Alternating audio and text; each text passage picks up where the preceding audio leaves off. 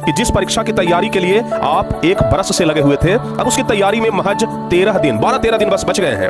और अब इसकी तैयारी अब आप लोगों को अंतिम दिनों में कैसे करनी है, इस बात का असमंजस आपके दिमाग में बना हुआ है। आप लोग सोच रहे हैं चाहे जितना भी पढ़ाई कर ले, लेकिन आपके अंदर का जो डर है ना, वो समाप्त नहीं हो रहा है। आपके अंदर एक डर बना हुआ है कि सर परीक्षा कैसा जाएगा, परीक्षा में कैसे कैसे प्रश्न आएंगे, अब जो दिन बचा है हमारे पास 12-13 दिन, इसमें सर कैसे तैयारी किया जाए। तो डरने की बात नहीं है।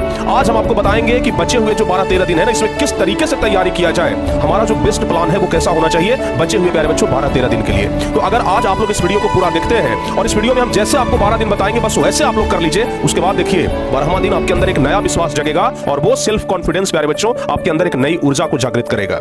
सबसे पहले अगर बात करते हैं कि सर मैट्रिक परीक्षा में कैसे प्रश्न पूछे जाएंगे, तो इसके लिए आपको टेंशन नहीं लेना है। जितना आपको पढ़ा दिया है पर्याप्त है, जितना आपको पढ़ाया है ना क्वेश्चन उसी में से आएगा, उसके लिए चिंता करने की कोई बात ही नहीं है। बाकी बच गया प्यारे बच्चों परीक्षा में पूछे जाने वाले प्रश्न के बारे में। तो आपको पता है ना कि आप लोगों का एमसीक्यू यानी कि जिसको प्यारे बच्चों हम लोग ऑब्जेक्टिव बोलते हैं, आप लोगों को इतना ज्यादा क्वेश्चन हम ऑब्जेक्टिव प्रैक्टिस करवा दिए हैं कि अब हमें नहीं लगता है कि ऑब्जेक्टिव में अब आप लोगों को दिक्कत कहीं होने वाला है। हमें ऐसा तो बिल्कुल भी नहीं लग रहा है।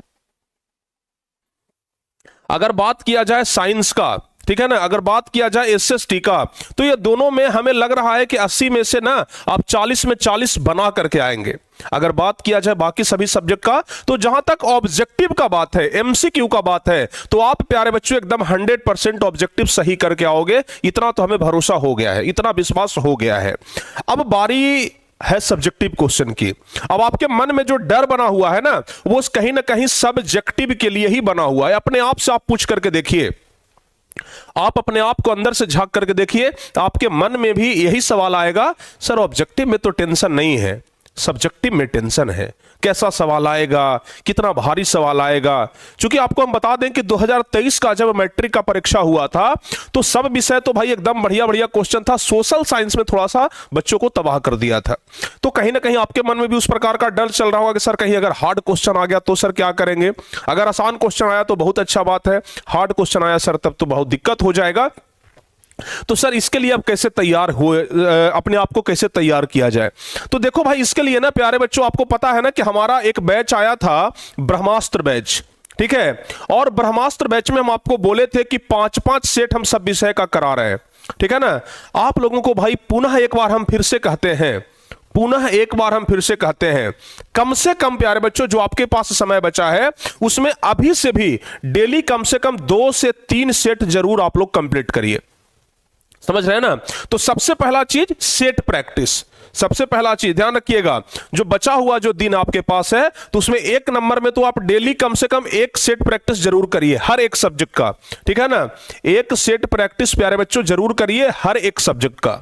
दूसरा चीज, आप जितना ज्यादा से ज्यादा हो सके लघु उत्तरीय प्रश्न पर प्यारे बच्चों ध्यान दीजिए, जितना ज्यादा हो सके। अब ऑब्जेक्टिव पर ना कम ध्यान दीजिए, अब ऑब्जेक्टिव पर कम ध्यान दीजिए। यह भी नहीं कहेंगे कि नहीं ध्यान दीजिए, लेकिन बहुत कम प्यारे बच्चों। ऑब्जेक्टिव में लघु उत्तरीय पर ज्यादा पकड़ बनाइए। और फिर प्यारे बच्चों दूसरा चीज है दीर्घ उत्तरीय,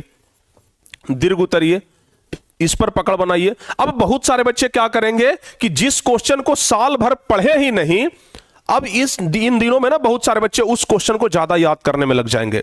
तो देखो भाई, एक बात ना मैं एकदम रिक्वेस्ट के साथ कहता हूं कि नया कुछ पढ़ने का प्रैक्टिस अभी मत करो, नया को पूरे एकदम निगलेक्ट कर दो।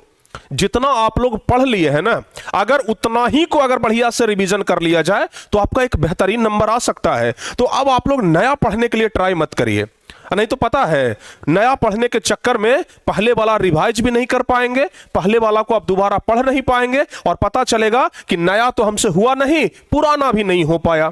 जो हमसे हमारे पास जो पहले से था उसे भी हम नहीं कर पाए। देखो होता क्या है प्यारे बच्चों, हमारे जेब में बहुत सारे सिक्के पड़े हुए हैं, नोट पड़े हुए हैं, लेकिन सामने अगर हमको सिक्का दिखाई दे रहा है ना, तो उसको हम उठाने में लग जाते हैं। हमको ऑलरेडी पता है, अरे भाई हमारा जेब भरा हुआ है, अब इसमें एक सिक्का कभी हटने का जगह नहीं है। फिर भी हम लोग झुक करके दूसरा सिक्का उठाने का प्रयास करते हैं, तो पता चलता है कि जेब में जो सिक्का था ना, वो भी झरझरा करके नीचे गिर गया। एक सिक्का उठाने के चक्कर में जेब के आधे से ज्यादा सिक्का आपका नीचे गिर जाएगा। वही बात है यहां पर। एक नया क्वेश्चन तो आप याद करेंगे, लेकिन उसके चक्कर में पिछले वाला बहुत सारे प्रश्न को आप रिवीजन करना भूल जाएंगे। देंगे वो चीज आपके हाथ से निकल जाएगा। तो अब जो समय आपके पास बचा है ना, तो उसमें बस एक बात जरूर कहेंगे कि कुछ नया पढ़ने का प्यारे बच्चों प्रयास बिल्कुल मत करिए। जितना आप पढ़े हैं उसको कम से कम 2 बार 3 बार रिवीजन कर लीजिए, ठीक है ना। अभी आपके लिए सबसे बेस्ट चीज है रिवीजन। जितना करोगे उतना ही ज्यादा फायदा पाओगे, समझ गए। और ऑब्जेक्टिव के लिए चिंता मत करना मेरे दोस्त, ऑब्जेक्टिव का चिंता बिल्कुल भी मत करना, क्योंकि ऑब्जेक्टिव आप बना लेंगे। मैं आपको विश्वास से कहता हूं, मैं आपको, अगर आप ऑब्जेक्टिव को लेकर के डर रहे हैं ना, तो आज हम आपको कहते हैं ऑब्जेक्टिव का डर निकाल दीजिए। इतना प्रैक्टिस करवाए हैं, इसके बाद भी अगर 80 में 40 ऑब्जेक्टिव क्वेश्चन ना बने, 100 में 50 ऑब्जेक्टिव क्वेश्चन ना बने, ऐसा हो नहीं सकता है। तो ऑब्जेक्टिव का आप डर खत्म कर दीजिए, सब्जेक्टिव को थोड़ा सा रिवीजन करते रहिए, डेली रिवीजन करिए, जो भी क्लास लेते हैं उस क्लास में जुड़िए। अब आप लोग लापरवाही मत करिए, समझ गए ना। अब आप लोग लापरवाही मत करिए, शाम वाली क्लास में जुड़िए, सुबह वाली क्लास में जुड़िए और एक एक चीज को एकदम अच्छे तरीके से कंप्लीट कर लीजिए। और डरने की जरूरत नहीं है, आपका तैयारी शुरू से हम कराते हैं, चाहे वो हिंदी का हो, चाहे मैथ का हो, चाहे science, social science, Hindi, English, कुछ भी का तैयारी हो, डरने की जरूरत नहीं है। पहला चीज आपको 2-3 बातें ध्यान रखनी है। पहला, नया चीज हमें नहीं पढ़ना है। दूसरा, ज्यादा से ज्यादा रिवीजन करना है, जो पहले पढ़ लिए हैं उसका रिवीजन करना है।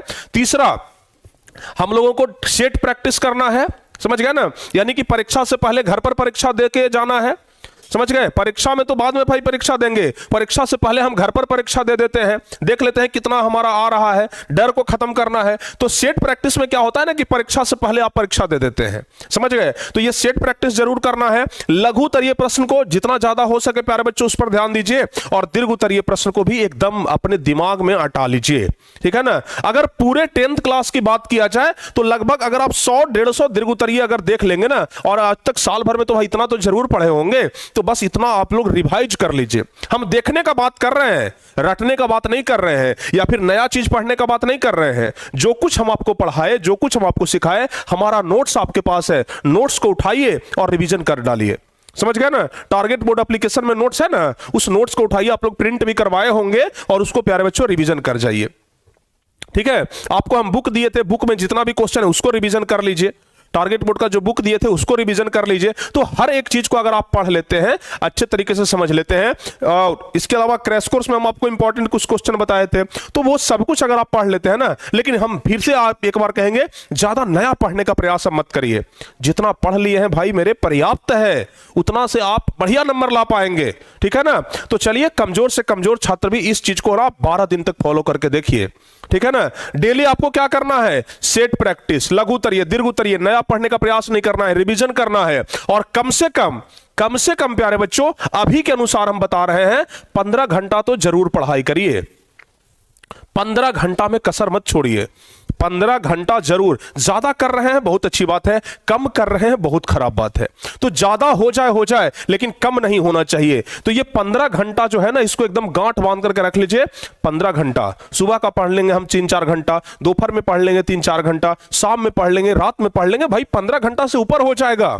और चूंकि अब ज्यादा दिन तो पढ़ना नहीं है, सोच लीजिए ना कि बस 14 दिन हमारा तपस्या है, 14 दिन कष्ट है। अरे भाई, नवरात्रि में 9 दिन तो लोग कष्ट कर लेते हैं, दुर्गा जी का पाठ में तो लोग 9 दिन में कष्ट कर लेते हैं। तो क्या 9 दिन अगर कर सकते हैं तो क्या उसे 3-4 दिन एक्स्ट्रा नहीं हो सकता है? सोच लीजिए कि भाई हमारा आज से ना दुर्गा पाठ शुरू हो गया है, इसको हमें पूरा करना है। नवरात्रि है, 15 घंटे का पाठ होगा, 15 घंटे हमें पाठ करनी है, समझ गए। तो एकदम अगर 15 घंटे डेली पढ़ते हैं, एकदम रिवीजन करते हैं, स्टेट प्रैक्टिस करते हैं, लघु उत्तरीय, दीर्घ उत्तरीय, भाई मेरे कुछ छूटेगा ही नहीं। एक अंदर से विश्वास आ जाएगा और आप लोग जाकर के उसको अच्छे तरीके से पूरा कर लेंगे, ठीक है। और भी इसी प्रकार का मोटिवेशनल वीडियो हम आपको लाकर देते रहेंगे, ताकि आप अंदर से एनर्जेटिक होते रहें, मोटिवेट होते रहें। क्योंकि जब मोटिवेट होंगे तो आपके अंदर एक नई ऊर्जा जगेगी, और जितना भी क्लास है उसको पूरा करिए और अच्छे तरीके से बस पढ़ाई करते रहिए। और ज्यादा इधर उधर की बातों पर ध्यान मत दीजिए। बहुत सारे बच्चे ना इधर उधर की बातों पर ध्यान देते हैं, सर क्वेश्चन आउट हो जाएगा, क्वेश्चन आउट हो जाएगा। अरे भाई मेरे, क्वेश्चन आउट हो ना हो उससे क्या फर्क पड़ता है? अपने दम पर जाएंगे, अपने दम पर लड़ेंगे, और अपने दम पर युद्ध जीत करके भी आएंगे, समझ गए ना। अपने दम पर युद्ध जीत करके आएंगे, चिंता करने की जरूरत ही नहीं है। क्लियर? तो एकदम अच्छे तरीके से, जिस तरीके से हम बताए हैं उस तरीके से बस पढ़ाई करिए, और तब देखिए 12 दिन में आपका रिजल्ट क्या आता है। एकदम सचमुच में पॉजिटिव रिजल्ट आएगा। क्लियर? तो चलिए प्यारे बच्चों, जितना भी हम आपको बताए हैं उतना आप लोग जरूर एकदम अच्छे तरीके से उसी प्रकार से चलिए जैसे हम आपको बताए हैं। बाकी और भी मोटिवेशन वाला वीडियो हम आपको देते रहेंगे, बताते रहेंगे कि आगे कैसे क्या करना है। ठीक है ना। और फिर रेगुलर क्लास भी चलाते रहेंगे, आप लोग भी रेगुलर क्लास करते रहिए। मिलते हैं हम आपसे किसी और अगले वीडियो में, तब तक के लिए प्यारे बच्चों जय हिंद, धन्यवाद। मन लगा करके पढ़ते रहिए, तन मन से पढ़ते रहिए, कहीं कोई दिक्कत नहीं होगा। जय हिंद मेरे प्यारे बच्चों।